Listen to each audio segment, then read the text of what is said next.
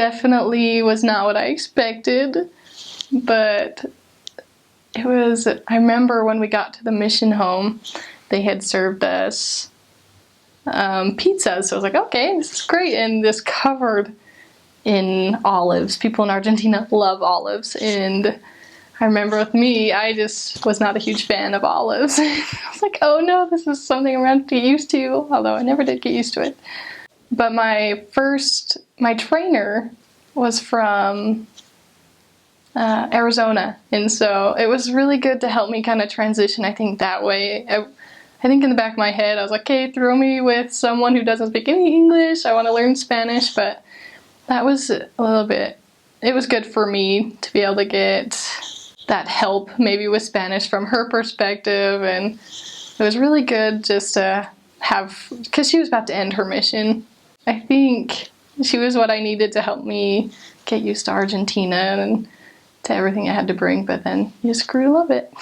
There was a very sweet lady named Arcelia, and I remember my companion, my trainer, she's like, hey, the next house that we can knock on the door, it's your turn to choose. I was like, okay. I was being super nervous. I remember we were walking down a street, and I remember seeing a mailbox that said Pedro on it.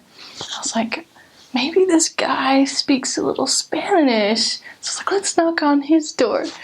And so we knocked on the door, and they actually let us in. It was just awesome, and they didn't speak any English. So I was like, okay, we get to practice all the lessons that we just practiced in Spanish, and I pretty much almost had to read to them.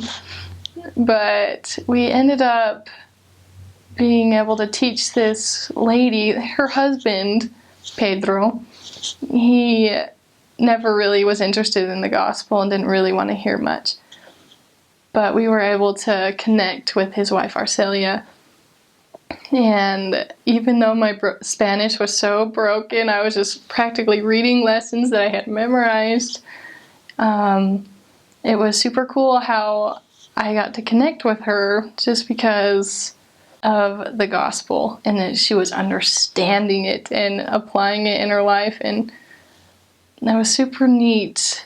She got baptized after I had left, but I got a sweet note from her just saying, hey, thanks for introducing me to the Book of Mormon and Joseph Smith.